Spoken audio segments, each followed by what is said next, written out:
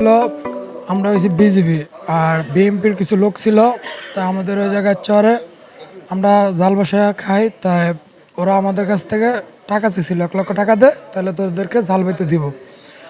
তাই আমরা টাকা টুকা না দিয়ে চাইছে বিএনপির লোকে, বিএনপির হালিম, নুরুদ্দিন গাজী, এরপর দিয়া আনোয়ার, তারপরে মনির, তারপরে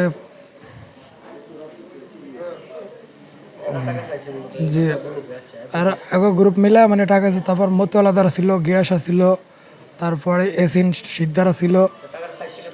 টাকাটা চাইছে, বলছে যে যদি শহরে জাল বাইতে হয় আমাদেরকে ছাতা দিতে হবে। তাই টাকা না দিয়ে আমরা জাল বাইতে গেছি। তারপরে ওরা ওর থেকে মানুষজন নিয়ে লাড়ি ছোড়া দাওটাও নিয়ে গেছে, যায় আমাদেরকে মারধর করছে, করে কোফায় টোফায়া মানে আমাকে জাল ঝুল, তারপরে মোবাইল টোবাইল যে যেমন ছিল সব নিয়ে গেছে। যে আমাদেরকে মারধর করে পিঠা পাঠায় তারপর পাঠাইছে আমাদেরকে মারধর করছে। আমরা চড়ে গেছি, তাদের কাছ থেকে আমরা চর রাখি নাই কেন এই জন্য। আর আমাদের মোবাইল ছিল, টাকা ছিল, সব কিছু মারধর করে নিয়ে গেছে। নুরুদ্দি অর্ডার দিছে, লাড়ি ছোটা দিয়ে নুরুদ্দি যাই ফিটান শুরু করে দিছে। ওই যে আমরা জাল লাইতে গেছি গা, জাল পাচ্ছি গা।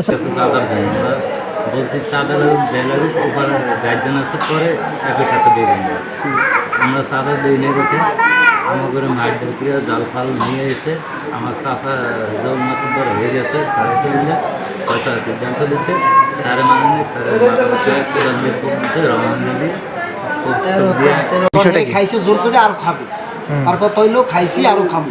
কারণ সাধারণ যারা যাইলা হেরা জাল দিতে পারে না, ঠিক আছে। চাঁদা দিয়া টাকা দিয়া বাইতে হবে।